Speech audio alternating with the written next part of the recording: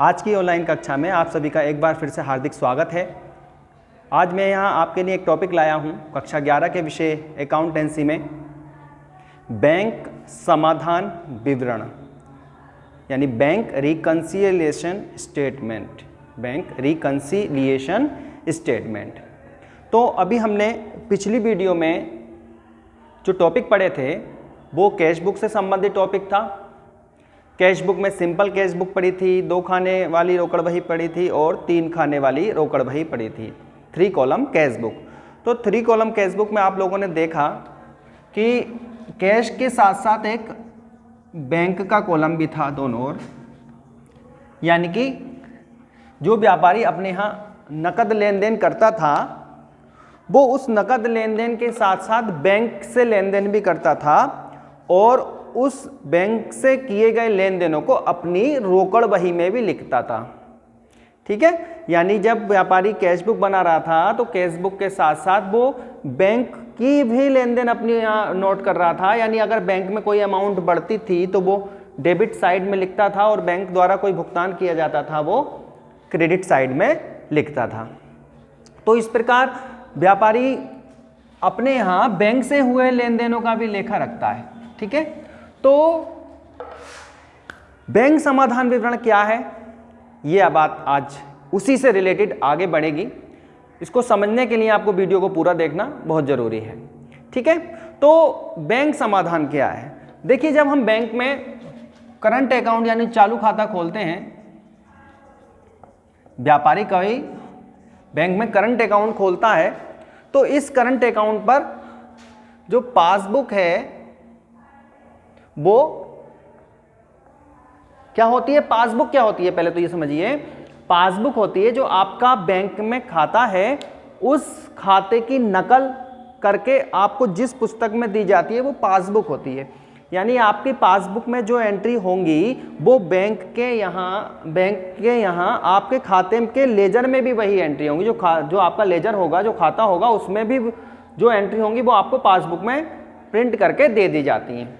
लेकिन current account में लेन देनों की संख्या अधिक होने के कारण और दिन में कई बार अधिक लेन देनों की संख्या होने के कारण बैंक द्वारा चालू खाते पर पासबुक की सुविधा अब नहीं दी जाती है।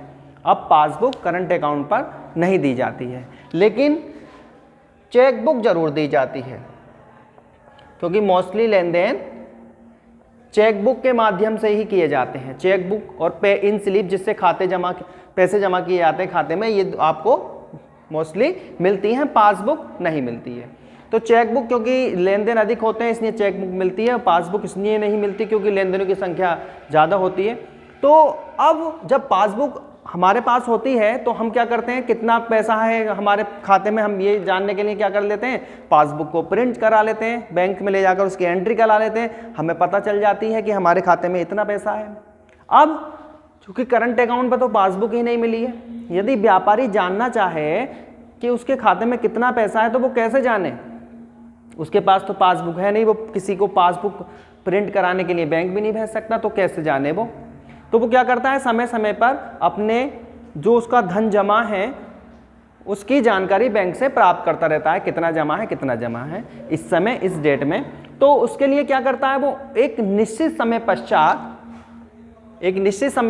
अब उस ये जानना चाहता है कि वो उसने बैंक से लेन देन कितने की है, क्योंकि पासबुक तो है नहीं, तो एक स्टेटमेंट मंगा लेता है। वो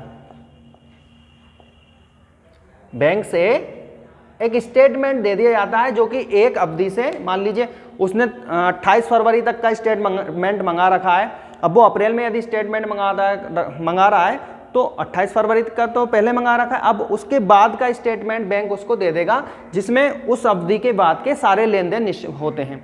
तो व्यापारी क्या करता है, इस स्टेटमेंट के माध्यम से, जो कि उस लेजर की कॉपी ही है, पासबुक नहीं है, पासबुक में छाप देते हैं, लेकिन अगर पासबुक है ही नहीं तो अब क्या करेगा बैंक, जब स्टेटमेंट मंगाते हैं बैंक से तो बैंक आपके जो लेजर है बैंक में खुला हुआ उस लेजर की एक कॉपी बना लेता है और वो प्रिंट आउट उसके आपको दे देता है। यानी एक निश्चित समय के सारे लेन देन जब आपको बैंक के माध्यम से प्राप्त हो जाते हैं तो वो स्टेटमेंट कहलाता है।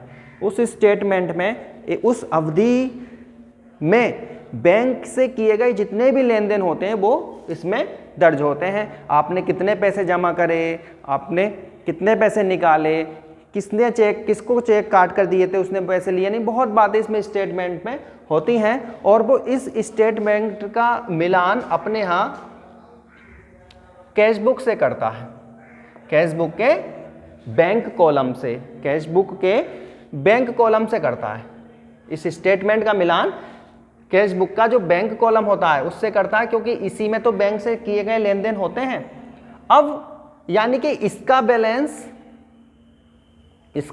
जो आया है लास्ट में, और जो बैंक का हमारी कैशबुक में बैंक का बैलेंस वो होगा वो कैसा होना चाहिए, बराबर होना चाहिए। क्योंकि जितने भी लेन देन बैंक से किए जा रहे हैं वो अपने यहाँ बैंक लेजर में कर रहा है, और जितने लेन देन आप कर रहे हो वो आप अपने लेन देन कैशबुक में बैंक कॉलम में कर रहे हो। हमने जमा किए तो हमने अपने यहाँ जमा कर लिए, बैंक में पहुँच गए वो पैसे तो बैंक में जमा कर लिए। यानी कि बैंक का स्टेटमेंट जब बन के आता है तो उसमें अंतिम बैलेंस जो होता है वो अंतिम बैलेंस हमारे कैशबुक के बैंक कॉलम के बैलेंस के बराबर होना चाहिए या नहीं होना चाहिए। क्यों? क्योंकि सारे लेन देन हम भी तो वही लिख रहे हैं जो बैंक लिख रहा है, हम लेन देन करके ही, लिख के ही, एंट्री करके ही बैंक में भेज रहे हैं। किंतु किन्हीं कारणों से बैंक द्वारा भेजे गए स्टेटमेंट के बैलेंस में और हमारी कैशबुक में जो बैंक का जो कॉलम है उसके बैलेंस में अंतर पाया जाता है। वो अंतर क्यों आते हैं ये मैं अभी बताऊंगा। अब वो जो अंतर आ गया इसके बैलेंस में और इसके बैलेंस में, जो डिफरेंस आया है, इस स्टेटमेंट के माध्यम से और बैंक के जितने भी ट्रांजैक्शन किए हैं उनको आपस में मिलान करता है और ये देखता है कि अंतर के वो कारण क्या क्या हैं। कुछ कारण है, मैं अभी बताऊंगा थोड़ी देर में। तो बहरहाल बैंक समाधान विवरण क्या होता है, अब वो देखता है कि भाई ये एंट्री इसमें हो रही है, इसमें नहीं हो रही, या इसमें हो रही है, इसमें नहीं हो रही है, तो वो उन एंट्रियों को अलग करके लिख लेता है और इस अंतर को जानने के कारणों को ज्ञात करता है। ठीक है, दोबारा समझिए, जब व्यापारी बैंक से अपने खाते के लेन देन के स्टेटमेंट को मंगाता है तो जो उसका क्लोजिंग बैलेंस है वो, और वो व्यापारी ने जो कैशबुक बनाई है उसका बैंक कॉलम का बैलेंस कैसा होना चाहिए, बराबर होना चाहिए। किंतु किन्हीं कारणों से इन दोनों के बैलेंस में अंतर पाया जाता है और इस अंतर को खत्म करने के लिए, इस अंतर को समाप्त करने के लिए व्यापारी द्वारा जो विवरण बनाया जाता है उसे बैंक समाधान विवरण कहते हैं।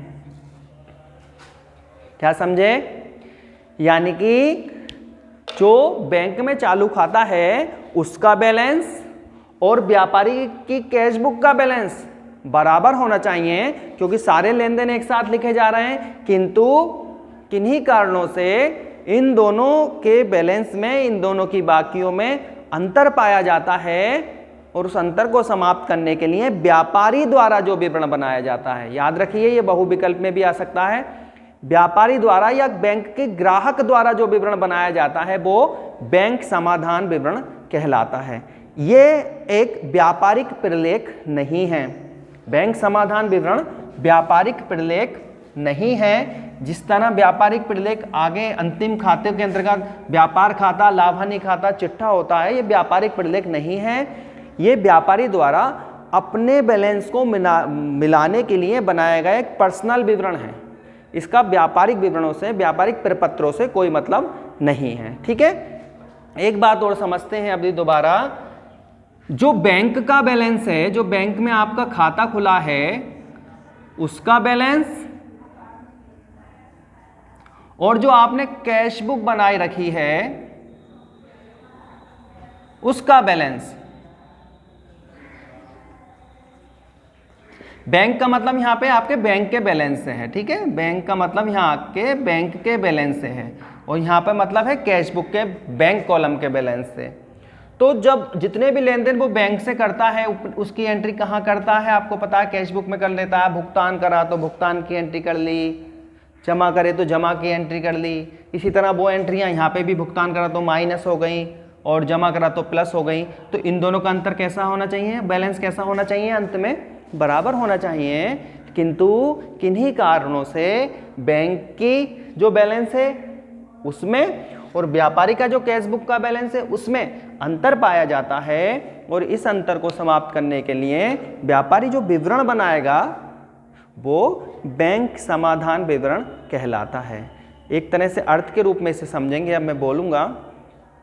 प्रत्येक व्यापारी बैंक में अपना चालू खाता रखते हैं, वह बैंक से किए गए जितने भी लेन देन होते हैं उनका लेखा अपनी रोकड़ बही में भी करते हैं।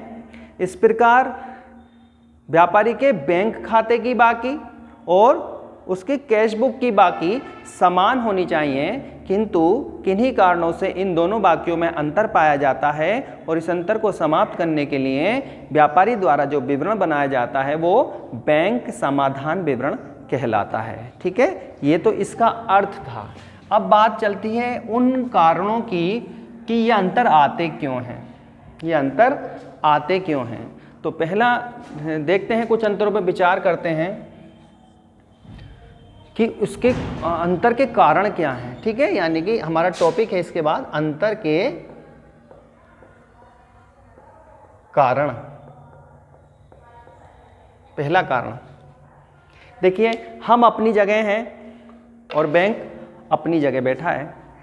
आज जब मैं किसी, मान लीजिए व्यापारी अपने यहाँ बैठा है और किसी को चेक काट कर दे रहा है, तो जब चेक काट कर देता है तो क्या उसके साथ साथ बैंक जाता है चेक भुनाने? नहीं जाता ना, वो तो यहाँ बैठ के अपने संस्थान में बैठता है, उसको चेक काट कर दे देता है और अपनी कैश बुक में क्या एंट्री कर लेता है, अपनी कैश बुक में एंट्री कर लेता है कि ये मैंने चेक काट कर दिया है, ये मेरे बैलेंस को क्या कर देगा, कम कर देगा। माइनस है, ये थोड़ा ज़्यादा बड़ा लग गया, माइनस। ठीक है, जब चेक काट कर देगा तो व्यापारी का बैलेंस क्या होगा, खाते का कम हो जाएगा ना, तो इसलिए उसकी एंट्री वो कैश बुक में कहाँ करता है, क्रेडिट पक्ष में, और क्रेडिट पक्ष में एंट्री करने का मतलब है उसका बैलेंस को क्या हो गया, कम हो गया। लेकिन चेक काट कर जो दिया है उस व्यापारी, उस व्यक्ति को, क्या उसके साथ बैंक जाता है कि चल भाई मैं भुनवाऊँ तेरा चेक? ऐसा नहीं होता ना, उसको तो चेक काट कर दे दिया, जरूरी है वो यहाँ से सीधा बैंक ही जाएगा आपके भुगतान, अपने चेक का भुगतान लेने। हो सकता है वो ना जाए, क्यों? क्योंकि आज वर्तमान में चेक की अवधि जो भुनाने की वो 3 माह है। आज की डेट से 3 माह तक उस चेक को भुना सकता है। नहीं भुना रहा वो अभी, उसे जरूरत नहीं है, वो तो 3 महीने के अंदर कभी भी भुना सकता है। लेकिन हमने तो उसकी एंट्री यहाँ कैश बुक में कर ली, उसकी एंट्री बैंक में तो जब ही होगी ना जब वो व्यक्ति चेक भुना लेगा वहाँ से।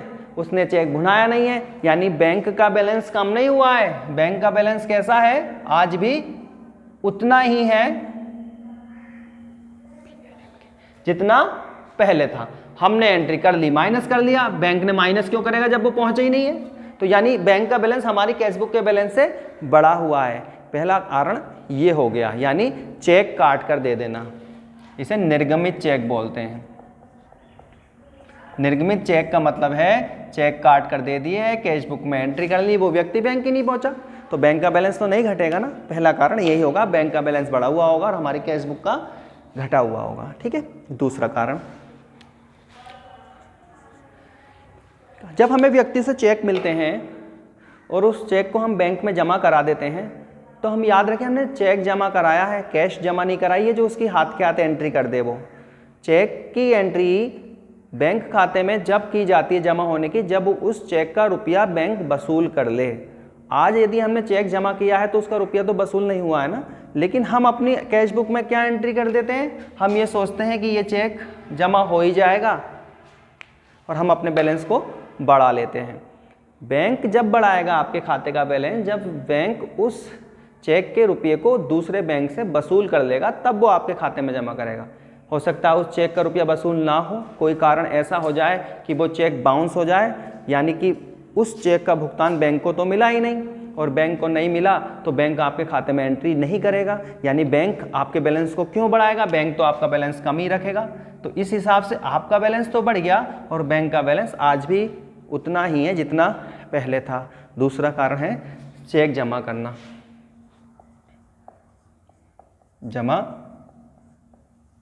करना। ठीक है, तीसरी चीज, मैं यहाँ बैठा हूँ, मुझे पता है मेरे बैंक वाले मेरे खाते के साथ क्या छेड़छाड़ कर रहे हैं। हो सकता है वो मेरे खाते का हिसाब लगा रहे हों और उस पर कुछ ब्याज दे दें, तो ब्याज दे देंगे तो मुझे तो फ़ोन करेंगे नहीं कि भाई तुम्हारे खाते पे 100 रुपये ब्याज दे दिया। मैं सोचूंगा मेरे खाते में इतने ही रुपए हैं, लेकिन मेरे खाते में ब्याज का रुपया बढ़ा हुआ है। मान लीजिए मेरे खाते में 10,000 रुपये हैं और उस 10,000 पर बैंक ने 100 रुपये ब्याज लगा दिया, तो मुझे तो फ़ोन करके नहीं बताएंगे भैया 100 रुपये बढ़ गए तुम्हारे, मैं तो यही समझूंगा ना आज की डेट में, आज भी मेरे 10,000 रुपये हैं, लेकिन बैंक में कितने हैं 10,100। तो क्या कारण है, कभी कभी बैंक खाते पर ब्याज भी लगा देता है। वैसे तो चालू खाते पर ब्याज नहीं लगाया जाता है, चालू खाते पर ब्याज की दर 0 है, लेकिन इन क्वेश्चन को जब मैं सॉल्व कराऊंगा तो उसमें ब्याज का जिक्र आता है, इसलिए मैं ये टॉपिक आपको बता रहा हूँ। ठीक है, ब्याज लगने से खाते का बैलेंस बढ़ जाता है और व्यापारी को उसकी सूचना नहीं होती है। तो बैंक ने तो अपना बैलेंस बढ़ा लिया होता है, लेकिन व्यापारी को उसकी कोई सूचना नहीं होती तो वो नहीं बढ़ाता, यानी ब्याज लगने से भी बैंक के बैलेंस में अंतर आ जाता है। तीसरा टॉपिक है ब्याज। अब आता है चौथा टॉपिक। कभी कभी बैंक, मैंने अभी बताया चालू खाते पर ब्याज नहीं दिया जाता, क्यों? क्योंकि ये खाता व्यापारियों की सुविधा के लिए होता है, व्यापारी अपनी सुविधा के अनुसार इसमें भुगतान करता है दिन में कई बार। तो एक तरह से बैंक उसकी सेवा कर रहा है, बैंक उसकी तरफ से भुगतान कर रहा है, तो बैंक इस खाते पर ब्याज न देकर सेवा शुल्क के रूप में व्यापारी से बैंक व्यय वसूल करता है। बैंक व्यय, जैसे स्टेटमेंट मंगाया था तो फ्री में कोई देगा, उसके प्रिंट आउट का जो भी पैसा है या जो भी है, जो भी लेन देन है, वो उसके रूप में बैंक व्यय वसूल करता है। वो बैंक व्यय वसूल करने से नकद में कभी वसूल नहीं किया जाता। बैंक व्यय यानी बैंक चार्जेस आपके खाते के बैलेंस को कम कर देता है, आपसे नकद नहीं मांगा जाएगा। तो बैंक चार्जेस से आपका बैलेंस घट जाता है और इसकी सूचना भी व्यापारी को नहीं होती। इसका मतलब है बैंक का बैलेंस तो घट गया, लेकिन आपका बैलेंस आज उतना ही सोच रहे हैं जितना पहले सोच रहे थे कि ज़्यादा है। तो चौथा कारण होता है बैंक व्यय। ठीक है, और आगे कारणों की बात करेंगे। कभी कभी ऐसा होता है कि कुछ धन ब्याज का, लाभांश का या कहीं का, वो हम अपने खाते से कनेक्ट करवा लेते हैं, या होता खाते से कनेक्ट होते हैं कुछ पेमेंट जो रिसीव होते हैं। तो वो पैसा जब आता है, आजकल तो मैसेज से पता चल जाती है, बात थोड़ी पुरानी चल रही है इसलिए हम चैप्टर वाइज बात कर रहे हैं, व्यावहारिक थोड़ा नहीं है ये। तो वो पैसा जब आता है तो उसकी सूचना व्यापारी को बहुत कम मिल पाती है, यानी बैंक का कहीं से ब्याज का पैसा आया हमारा, वो हमने खाते से कनेक्ट करवा रखा, हमारे खाते में जमा हो गया। ठीक है, तो मान लीजिए एक तरह से आज की बात करते हैं, चलिए, जैसे गैस पर सब्सिडी मिलती है, गैस पर सब्सिडी मिलती है। मान लीजिए आपका मैसेज नहीं आए, अब तो मैसेज की भी सुविधा है, मान लीजिए मैसेज नहीं आए और सब्सिडी आपके खाते में आ गई, तो आपका बैलेंस तो बढ़ गया ना, और खाते का बैलेंस आप सोच रहे हैं मेरे में उतने ही पैसे हैं। यानी कभी कभी जब कोई पेमेंट खाते में आता है तो इसकी सूचना व्यापारी को नहीं मिलने के कारण बैंक का बैलेंस तो बढ़ जाता है, लेकिन वो अपनी कैश बुक का बैलेंस नहीं बढ़ा पाता है, जिस कारण बैंक का बैलेंस तो बढ़ जाता है और व्यापारी की कैश बुक का बैलेंस कम रहता है। एक अंतर का कारण यह भी है, यानी कि बैंक में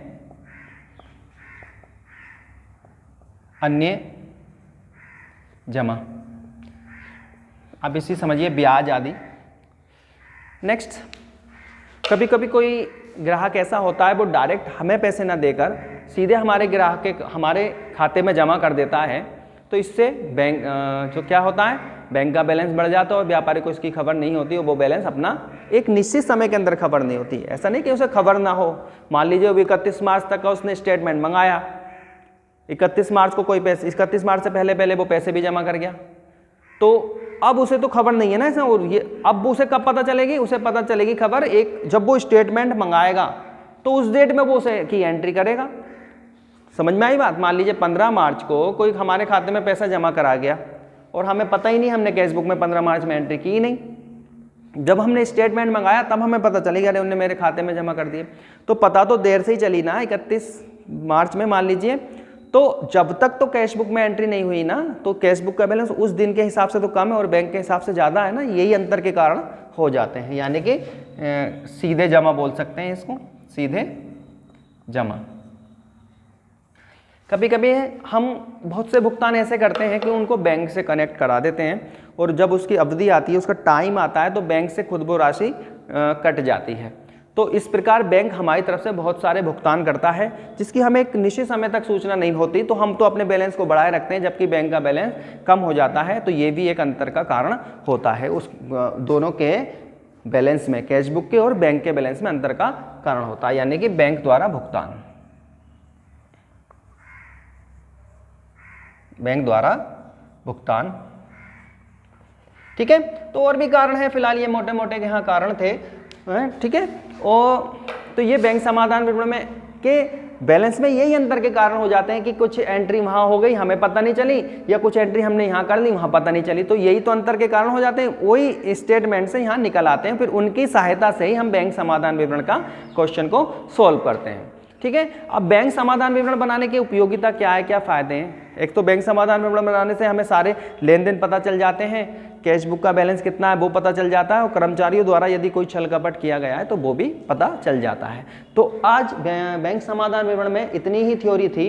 अब जब भी मिलेंगे नेक्स्ट क्वेश्चन में नेक्स्ट टॉपिक के साथ, जब तक के लिए धन्यवाद।